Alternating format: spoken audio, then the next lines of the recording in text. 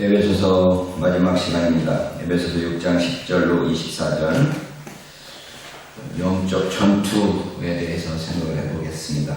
영적 전투 또는 영적 투쟁이라는 말을 많이 하죠. 어렸을 때는 영적 투쟁이라는 것을 보이지 않는 세계에 대한 투쟁으로 이해를 했습니다.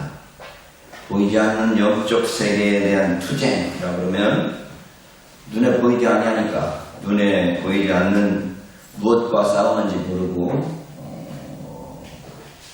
영적 투쟁을 펼쳤던 것 같아요.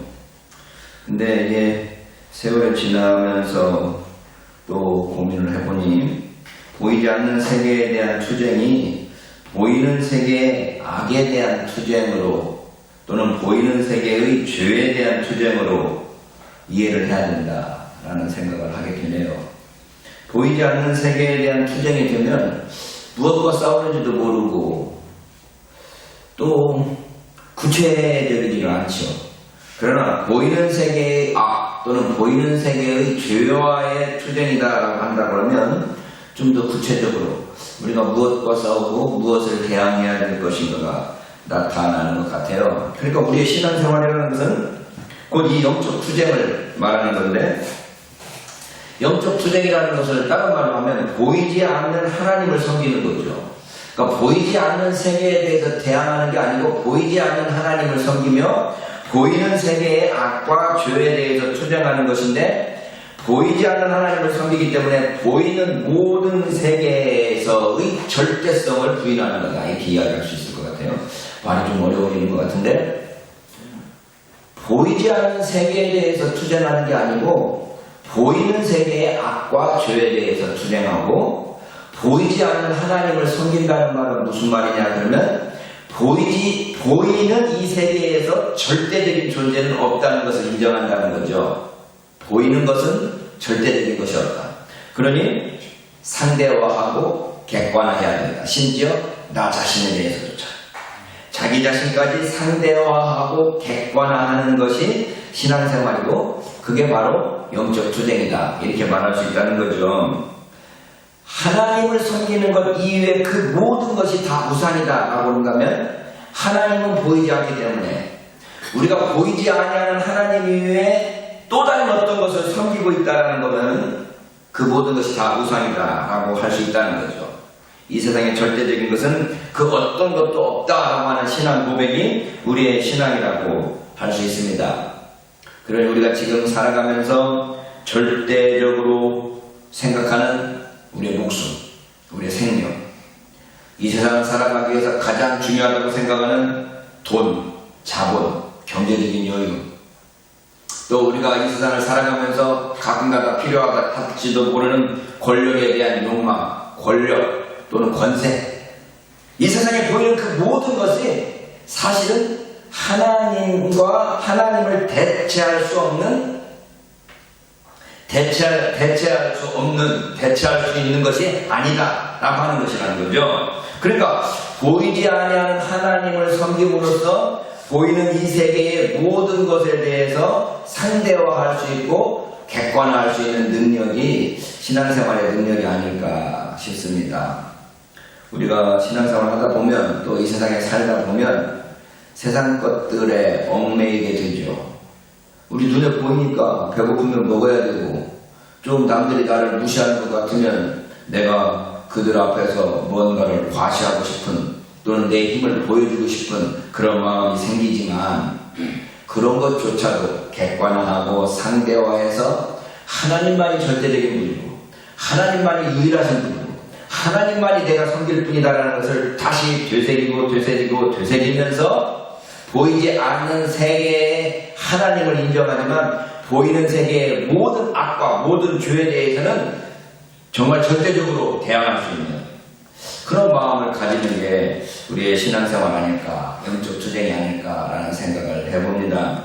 바울이 16절부터 마지막으로 영적 투쟁에 대한 이야기를 하고 있는데, 바로 그 영적 투쟁을 위해서, 그 영적 투쟁이 무엇이고 그 영적 투쟁을 위해서 우리가 준비하고 갖춰야 될 것이 무엇인지에 대한 고민을 하면서 오늘 본문을 한번 읽어보고 또 고민해 봤으면 좋겠습니다.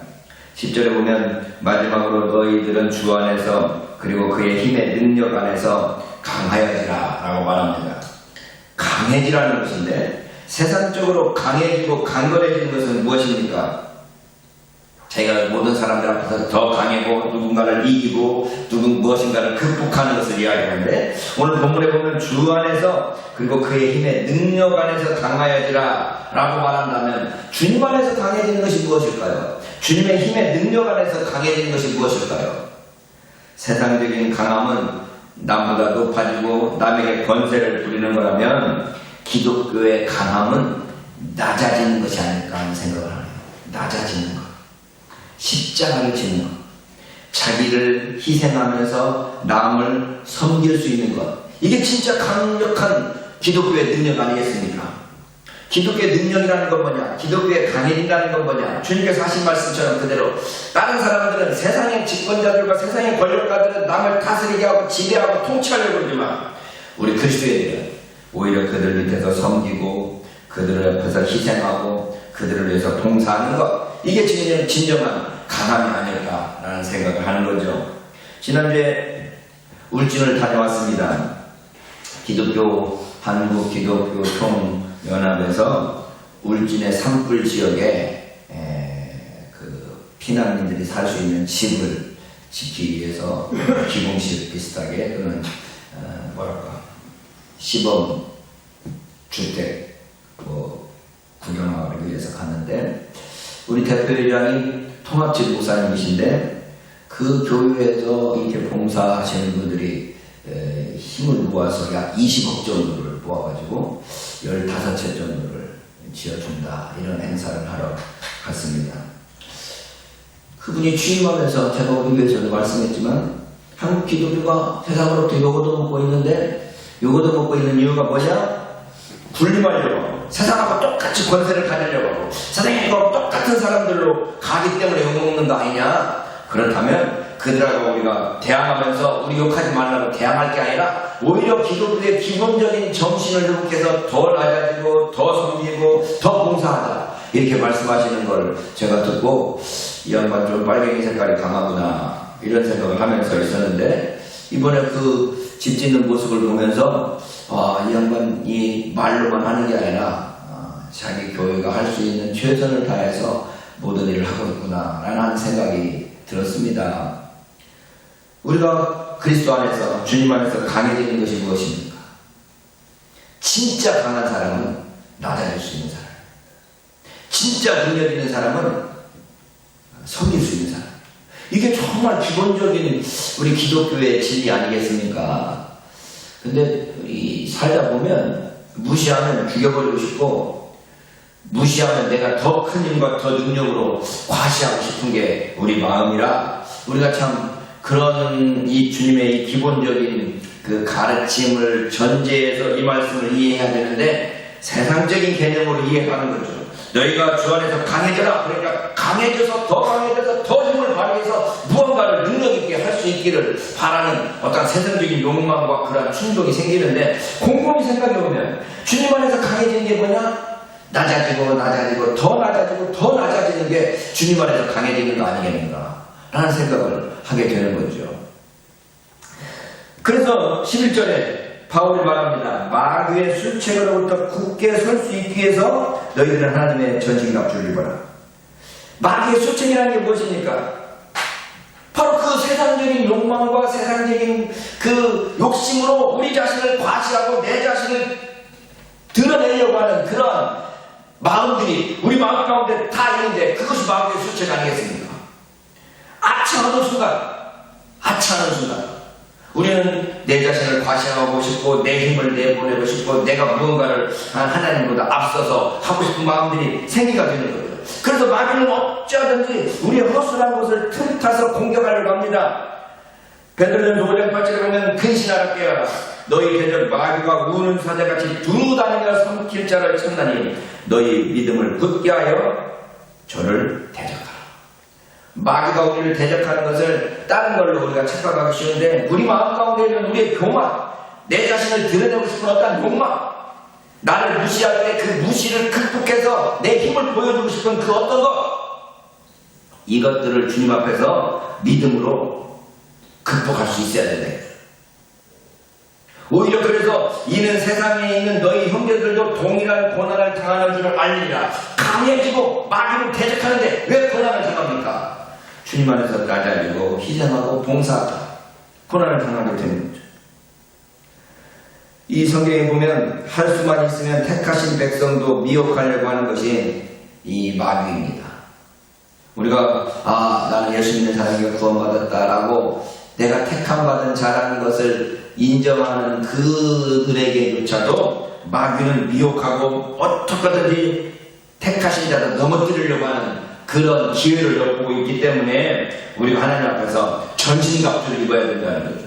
이 하나 정도만 하는 것이 아니라 우리의 모든 온 몸을 하나님의 그 보호 또는 장비, 군사적인 물품으로 채워야 된다는 거죠. 왜냐하면 12절 그 투쟁은 우리에게 피나 육체에 대한 것이 아니라 오히려 통치자들에 대하여 권세들에 대하여 이 어둠의 지배자들에 대하여 하늘에 있는 악한 영들에 대한 것이기 때문이다. 우리 싸우는 대상이 혈과 육에 대한 것이 아니라는 거죠. 혈과 육은 다른 말로 말하면 인간이에요. 사람에 대해서 우리가 싸우는 것이 아니고 그 사람 배후에서 그들을 지배하고 다스리는 통치자, 권세자, 이 어둠의 세상 지배자들, 하늘에 있는 악한 영들, 다 똑같은 말이라고 해도 과언이 아닐 것입니다. 하나님을 대적하는 이 세상의 어떤 불의, 죄 이런 것들에 대해서 우리가 대항해서 싸우는 거지 사람을 대항해서 싸우는 것이 아니라는 거죠. 저는 윤석열 정부가 정말 잘해주기를 바랍니다. 진심으로. 왜? 잘못해서 국가가 어지러워질 때 고통당하는 사람은 가장 낮은 사람부터 고통당합니다. 전쟁 나면 누구부터 가장 힘들어합니까? 아이들과 여인들이 가장 힘들어합니다. 왜 그렇습니까? 사회가 약해지면 가장 힘든 부분, 가장 연약한 부분부터 고통을 받기 때문입니다. 여러분 부자들, 돈 있는 사람들 전쟁 가면 얼른 도망가면 돼요. 다른 데로 피신하면 됩니다. 그러나 피신할 데 없고 돈 없고 가난하고 굶주린 사람들은 전쟁 나면 가장 먼저 힘든 겁니다. 경기가 나빠지고 물가는 오르고 이걸 스태그플레이션이라고 하는데 이런 것들이 강화되면 힘든 사람들은 누굽니까? 힘없는 사람들, 가난한 사람들, 연약한 사람들입니다. 그 사람을 미워하는 게 아니라 그 사람이 정말 잘 되기를 위해서 기도하고 정말 그를 위해서 관심을 가지지만 그 뒤에서 배후에서 역사하는 악한 영들, 악한 세력들, 죄, 자기 자신을 드러내고자 하는 그 인간적인 욕망, 그것들에 대해서 우리가 관심을 가지고 그것들을 지적하고 그것들에 대해서 우리가 미워하는 것이죠. 여기 본문에 나와 있는 통치자들, 권세자들, 이 어둠의 세상 지배자들, 하늘에 있는 악한 영들, 이것들에 대해서 구체적으로 이거다 저거다 설명하는 책들이 많이 있습니다만 다 싸잡아서 하나님을 거역하는 그 모든 것, 죄와 악, 불의 이 모든 것들을 통틀어서 우리가 대적해야 될 것들이지 사람에 대한 것, 어떤 개인이나 육체적인 사람의 대상이 아니라는 것을 기억해야 합니다. 그래서 우리는 13절 이것들 때문에 너희는 악한 날에 능히 대적할 수 있기 위하여 그리고 모든 것을 행한 후에 능히 서기 위하여 하나님의 전신갑주를 취하라. 하나님의 전신갑주를 입어야 되는 이유가 뭐냐? 그들을 대적하기 위해서. 그들을 대적한다는 게 사람을 대적하는 게 아니라 그들이 가지고 있는 악과 죄와 어떤 그 욕심과 자기 중심적인 이기적인 그 모든 것들을 대항하기 위해서 하나님의 전신갑주를 입어야 되고 이 모든 것을 행하기 위해 능히 서기 위해서 전신갑주를 입어야 됩니다. 그래서 14절에 바울이 우리에게 권면합니다. 그러므로 너희들은 서라는 겁니다. 제가 버추마니의 에베소서 책으로서 좌행창을 여러분한테 첫 시간에 소개해드렸는데 에베소서를 버추마니는 세 단어로 요약합니다. 좌, 앉아서, 행하고, 참, 서있으라. 이 서있으라는 세 단어로 요약하는데 1절부터 몇 절까지가 하늘 보좌에 앉아있는 우리 자신의 자세, 그리고 그 중간 부분이 그 하늘 보좌에 앉아있는 우리의 신분에 의해서 우리가 어떻게 행할 것인가를 말한다면 마지막으로 서서 우리의 악한 자들을 대항하는 그 서 있는 것을 강조하는데 오늘 마지막 단어 이 서다라는 단어가 이 참, 중국어로는 참자입니다. 역참, 역. 무슨 역 할 때, 수의역, 미아역 할 때 그 역 때 이 참자를 쓰거든요. 참, 서 있어야 됩니다. 하나님의 전신갑주로 무장하고 서 있어야 됩니다. 서 있어야 됩니다. 우리가 힘이 없으면 서 있을 수가 없어요.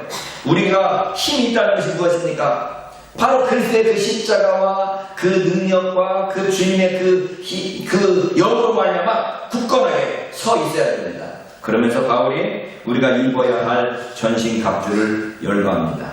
첫째가 진리의 허리띠, 둘째가 의의 흉계, 셋째가 15절의 평화의 복음으로 만든 신, 넷째가 믿음의 방패, 17절에 보면 구원의 투구와 성령의 검 이렇게 되어 있습니다. 우리가 어렸을 때 아이들을 가르치기 위해서 이 노래를 불렀죠. 서서 진리의 띠를 띠고 의의 흉배 붙이고 이 노래를 불렀었는데요. 기억나십니까? 요즘에 애기들 주일학교가 없어서 우리들 제 자신도 이런 동심을 잃어버려요. 동심을. 제가 이번에 선거하면서 같이 운동하는데 제 친구라는 놈이 시인인데 지난번에 봤던 그 허연 머리 그 친구가 하는 말이 제가 이렇게 표를 받아주기 때 명함을 나눠주면 이렇게 받는 사람도 있고 어떤 사람들은 정말 겸손하게 받는 사람도 있는데 톡 치고 가기도 하고 이 욕하고 별짓 다 하네 이걸 쓰고 가니까 별짓 다 하네 이렇게 욕하고 가는 사람들도 있고 그러는데 그 친구가 나한테 하는 말이 야 세상에 이 세상을 살면서 동안이 필요한 게 아니고 동심이 필요해. 내가 그 말 듣고 이 새끼는 시인이구나 하는 생각을 했어요. 그때 우리 아들한테 내가 그 이야기를 했더니 참 별것도 아닌 것 같고 감탄하네. 그래서 너는 벌써 늙었다. 사람이 감탄이 있어야 된다. 감동이 있어야 되고. 근데 내가 참 그 말 내가 마음에 와닿았어요. 우리가 다 동안되길 원합니다. 주님이 많아. 뭐라 그래. 이 흰머리가 생겼어. 뭐 같아서 다 동안되길 원하는데 동안이 필요한 게 아니라 동심이 필요해요. 동심이. 어린 마음, 어린아이와 같은 마음이 필요한 거죠. 그래서 열심히 수고 많이 고생하시네요. 내가 비록 다른 사람을 죽더라도 수고하시네요. 무겁지 않으세요. 이렇게 말하는 마음들이 있어야지. 별짓도 안 하는 새끼들. 내가 속에서 여기 개새 여기 나와도 표 잃어가니까 예 감사합니다. 조심하십시오 이렇게 하는데 뒷돈수 조심해라. 우리가 정말 마음에 동심. 그래서 어린아이들처럼 이 구절을 그 어린아이 동요로 외우면서 그 뜻을 좀 생각을 해봐야 되죠. 서서 진리의 띠를 띠고 의의 흉배 붙이고 평화의 복음의 신 신고 그 다음에 뭐죠? 믿음의 방패 갖고 구원의 투구 쓰고 성령의 검 가지면 야! 하는 거죠. 동심이 필요해요. 동심. 우리 어렸을 때는 전쟁에 대한 이야기도 많이 하고 또 이 영적 이야기들도 많이 하면서 그 마음으로 우리가 우리 마음들을 우리의 신앙들을 돌이켜봤는데요. 정말 우리가 한 가지 생각하면 생각할 것들이 많죠. 우리가 진리의 허리띠를 띈다. 우리의 옛날 옷들은 오늘날처럼 이렇게 단추차고 다 이렇게 일할 수 있는 체계가 아니었죠. 우리나라 한복만 해도 당장 그렇잖아요. 이 옷을 묶지 않으면 일할 수가 없어요. 진리로 띠를 떼서 허리를 딱 떼서 이게 묶어야 일을 할 수가 있거든요. 가장 먼저 진리의 허리띠가 나오고 그 다음에 가슴을 보호해야 합니다. 여기 가슴 맞으면 죽는 거니까 가슴으로 의의 흉배를 붙이고 그 다음에 평화의 복음의 신을 신고 어디를 가든지 복음을 증거하는 그 신을 신고 그 다음에 믿음의 방패를 가지고 원수가 대적하는 모든 것들에 대해서 여기는 불화살을 받는 걸로 되어 있죠. 불화살을 끌 수 있도록 믿음의 방패를 가지고 구원의 투구를 쓰고 이 가슴만큼 중요한 게 이 머리 아니겠습니까? 이 구원의 투구를 쓰고 성령의 검을 가져라. 성령의 검으로 이게 공격용이냐 방어용이냐 뭐 이런저런 거 하는데 뭐 헬라어로는 이 방어용 검이라고 하긴 하죠. 그러나 또 어떤 면을 보면 방어용 검이지만 이 공격할 수도 있는 검 아니겠습니까? 이 모든 걸로 우리의 모든 전신을 이런 갑주로 채우라는 거죠. 그러면서 18절에 두 개의 현재 분사형이 사용됩니다. 기도하면서 깨어있으면서 모든 기도와 간구로 모든 때에 항상 영 안에서 기도하면서 그리고 그것을 위하여 모든 인내와 모든 거룩한 자들을 위한 간구로 깨어있으면서. 우리 그리스도인들이 깨어있는다는 게 뭐냐 그러면 깨어있는 게 뭘까요? 기도하는 거예요. 기도하는 거. 다른 게 아니에요. 제가 이번에 그 울진 가서 침례교회 가서 예배 드렸습니다. 잊어버렸다. 기도 이게 교회 앞에 딱 붙여놨는데 기도에 대한 것을 붙여놨더라고요. 기도에 대한 걸 딱 붙여놨는데 정말 생각해볼 만한 말이다 라는 생각이 들었어요. 뭐라고 붙여놨느냐 그러면 한번 봅시다. 말씀으로 나를 읽고 우리가 성경 읽으면서 나 자신을 읽고 기도로 길을 묻는다. 기도하면서 길을 묻는 거라. 우리는 이렇게 저희를 진리로 거룩하게 하세요. 성경 말씀 하나 달랑 쓰고 오늘날 요즘에 우리가 외우는 건 뭐라고 그래? 표어가 여호와를 기다리는 자는 복이 있도다 하면서 성경 말씀 그대로 써놨는데 이런 분들은 이 하나님의 말씀을 문장으로 이렇게 멋지게 만들잖아요. 말씀으로 나를 찾고 기도로 길을 묻는다. 이런 멋진 말들을 우리는 어떻게 만들까 하는 생각이 들어요. 어쨌든 우리가 하나님 앞에서 기도함으로써 깨어있는 거. 깨어있는 게 다른 게 아니라 기도라는 게 뭐냐? 하나님 앞에서 사는 거죠. 하나님 앞에서. 종교개혁적인 용어로 말하면 하나님 앞에서 깨어있으면서 기도하는 것. 이게 우리 그리스도인들의 삶이에요. 기도의 장소를 정하지 않으면 또는 기도의 시간을 정하지 않으면 우리가 언제든지 아무 때나 기도한다고 생각하고 살지만 사실 이 기도의 때와 기도의 장소를 정하는 것이 중요하죠. 제가 요즘에는 일부러라도 기도를 안 하고 밥 먹고 기도를 안 하고 제가 다른 사람들 보는 데서 내가 일부러라도 기도를 안 했습니다. 그랬더니 누가 그러더라? 저한테 목사님 내가 밥 먹으면서 기도도 안 하시더만요. 나한테 그래서 내가 일부러 안 해. 내가 그랬던 적이 있습니다. 그러나 우리가 지금 기도 안 한다는 것이 무슨 의미냐? 우리가 반드시 기도하는 장소와 기도하는 시간을 정해놓고 하나님과 교제하는 시간을 반드시 가져야 된다라고 하는 거죠. 우리가 언제든지 깨어서 기도하고 언제든지 삶 속에서 쉬지 말고 기도하는 게 분명히 필요합니다. 우리 생활 자체가 기도죠. 우리 생활 자체가 기도예요. 그렇다고 해서 내가 생활 자체가 기도니까 이러면 우리도 모르는 사이에 아무 기도도 없이 아무 생각도 없이 살기 쉬운 거죠.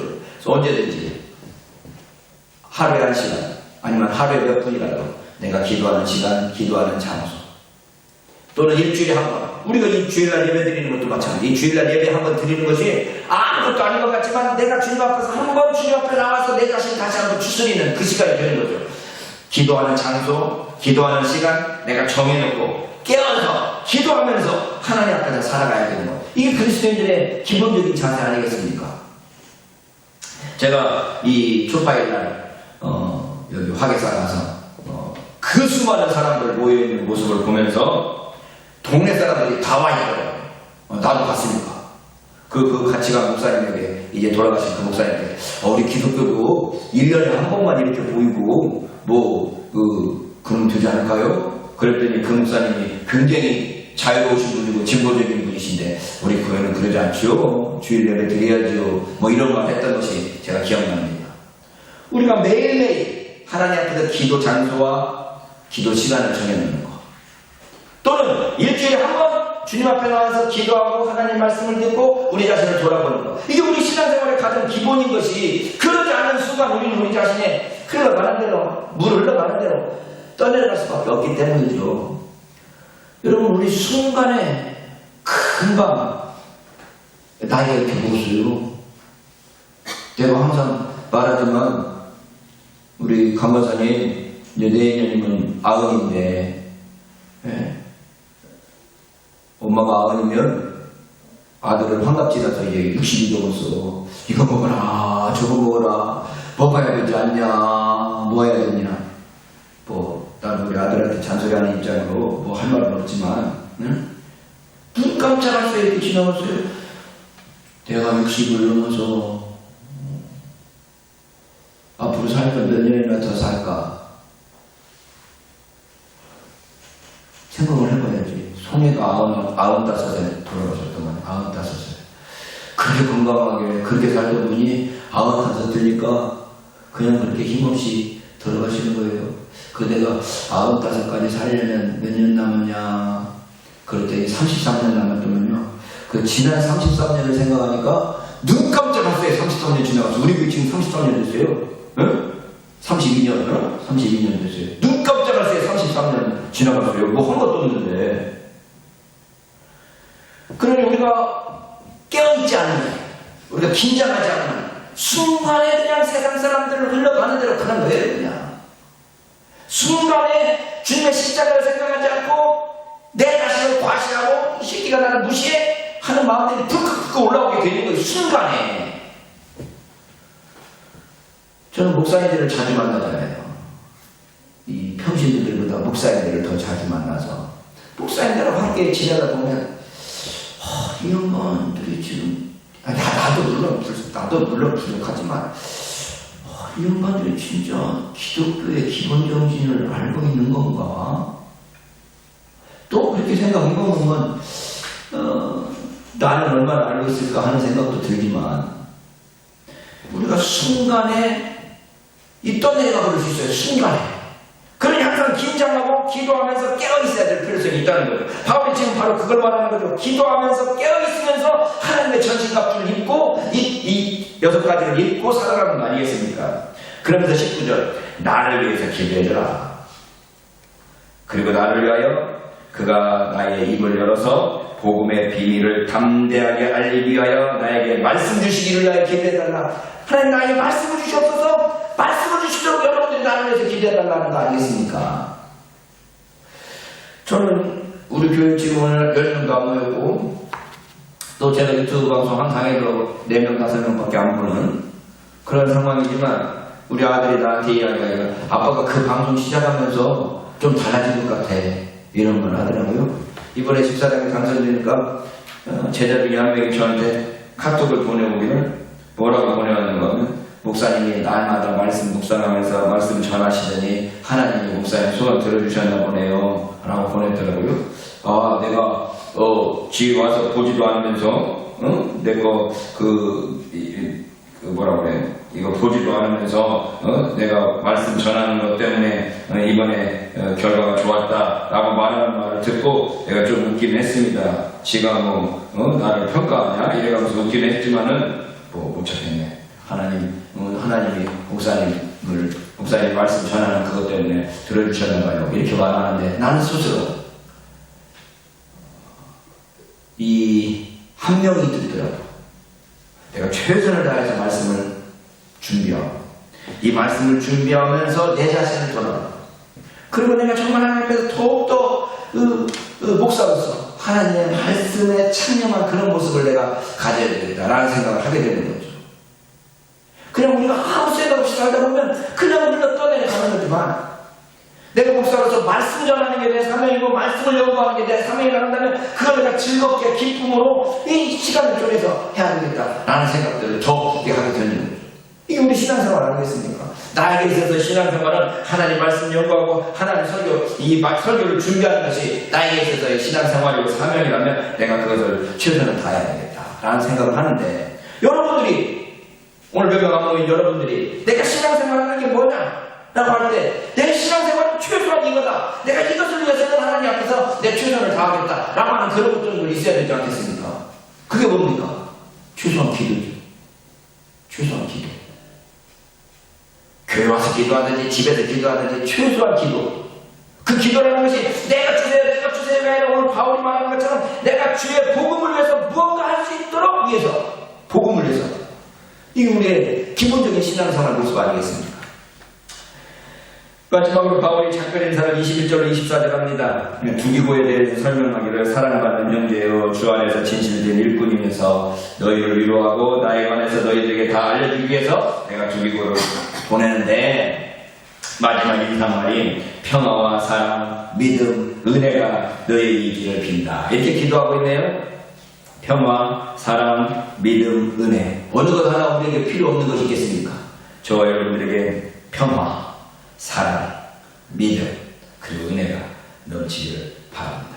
그래서 이 영적 싸움의 최종적인 결과가 뭐냐? 평화가 있어요. 믿음이 있어요. 은혜가 있어요. 우리 주 예수 그리스도를 변함없이 사랑하고 있는 모든 사람에게 하나님의 은혜가 있기를 바랍니다 하는 것처럼 저와 여러분들이 정말 변함없이 하나님을 사랑하고 변함없이 하나님께 충성하는 우리 모두가 될 수 있기를 바랍니다.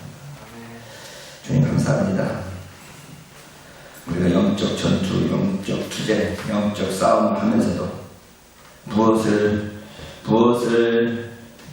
대항하여 싸우는지도 모르고 또 우리가 무엇을 위하여 나아갈지도 모르고 평범없이 주먹을 휘두르는 그런 어리석은 전투가 되지 않아요. 우리가 싸워야 될 대상이 무엇이고 우리가 깨어있어야 될 모습이 무엇인가를 기억하면서 주님께서 우리에게 주신 은혜의 복음을 더 깊이 깨달을 수 있는 우리 모두가 되도록 도움해 주옵소서. 예수 그리스도의 이름으로 간절히 기도드립니다.